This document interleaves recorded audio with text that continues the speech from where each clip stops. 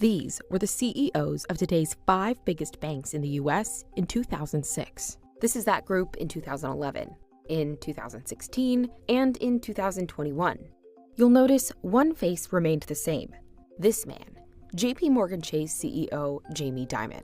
He is the bank is him in some ways. Over his tenure, Dimon has become the go-to voice for banks. We need healthy big banks. We have the best banking system in the world. Here's how Dimon's strategy for managing risk has made him the most powerful player in the industry, and how he's used that position to steer the entire banking world. Dimon built his reputation over a career that stretches back decades. He has shaped how the big banks think about what is safe and what isn't safe. You can look around and see that his lieutenants and former executives run a whole bunch of other banks, and they all were schooled at how to run a bank by Jamie Dimon. He's not a reckless banker. I think he understands you need to take risks to make money, but you also need to understand the risk and manage the risk. The center of Dimon's risk management strategy is a concept he calls the fortress balance sheet. I always thought you should have a fortress balance sheet in this business and maybe some of yours because bad things happen. The idea is to build up a cushion of assets and capital to protect consumers' deposits if the bank gets hit by unexpected shockwaves. And most banks will build the moat and build up their walls and say, we're protected. But what Jamie Dimon says is, okay, but those walls might be made of like paper mache. So on top of that wall that all the other banks have, we're gonna add a higher wall, and then we're gonna add some turrets up here, and then we're gonna add some people walking around all the time, making sure that everything is safe all the way down. Is it fair to say that JPMorgan could have losses of $500 billion or $1 trillion? Not unless this Earth is hit by a moon. Okay. He doesn't care about this quarter's results. He doesn't care about next year's results. He cares about making sure the bank is safe. Partly, he gets to say that because he still makes a ton of money on everything he does. But it's worked. That strategy helped JPMorgan Chase and Dimon emerge from the 2008 financial crisis relatively unscathed, and even in a position to assist the government. We were called upon to take action to help stabilize the system. In the aftermath, the bank put up big bids to acquire 2 failing financial institutions from the government, Bear Stearns and Washington Mutual. So he made some smart acquisitions that were beneficial to him and beneficial to the government. At the time, Sheila Bair was the head of the FDIC. She orchestrated bids for Washington Mutual, the largest bank to fail in U.S. history. We were having a hard time getting bidders in. A lot of banks just didn't want to touch it. So he did, notwithstanding the fact we were running a competitive process, he still came in and bid, thank goodness. And as I suspected he would, he did win the bid by a pretty large margin. Even with debts incurred and lawsuits following from those purchases, the moves helped Chase grow to be the largest bank by deposits by 2011. He's going to look at something like Washington Mutual and say, it's going to give us more deposits and more customers. We're getting it at a super cheap price. The government's supposed to share the losses. This is a risk that is worth taking. WAMU put us into California, where we really weren't. Florida, where we had a very small presence.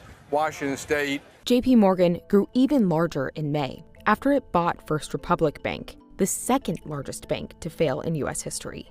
But this also raised concern that the bank was too big to fail, meaning that if it were to collapse, it would have a devastating impact on the economy. Are you too big to fail? I don't know what that word means anymore. JPMorgan Chase does benefit from the perception of being too big to fail. I know they don't like to hear that. They think they're very well run, and they are a great bank, but I'm sorry, they get a benefit. Nobody thinks, even if JPMorgan Chase got into trouble, nobody thinks it would ever be closed. But Dimon has made missteps in the past. In 2012, the bank lost more than $6 billion after an employee made a series of risky bets. This transaction that you said morphed, what did it morph into? Russian roulette? It morphed into something I can't justify that was just too risky for our company. He does impose accountability. In the context of risk, that could be one of your best risk management tools, is to make sure, tell your people, go out and take some risks, make some money, understand the risk, manage the risk, stay within our risk appetite, and understand, if you take stupid risks, you're going to be accountable. I always don't put me on the pedestal. Just stop that. Companies make mistakes and CEOs make mistakes. While Dimon's management style has helped the bank grow even larger than its competitors, it's also expanded his role in the industry. If you're the Treasury Secretary and there's something broken in the banking industry, Jamie Dimon's your first call. Treasury Secretary Janet Yellen called Dimon to kickstart First Republic's initial rescue effort. It bought the bank time. It did seem to help the crisis, and really other CEOs and other banks have been like, it was Jamie. And over the years, Dimon has become the go-to voice for banks in Washington. Members of the committee, I appreciate the opportunity to talk about JPMorgan Chase, the role of America's largest banks as a force for good for the country, its citizens, and the global economy. When they all go to testify pretty much every year in front of Congress, the other CEOs are like, let's let Jamie answer the questions. We'll let him be the guy out front.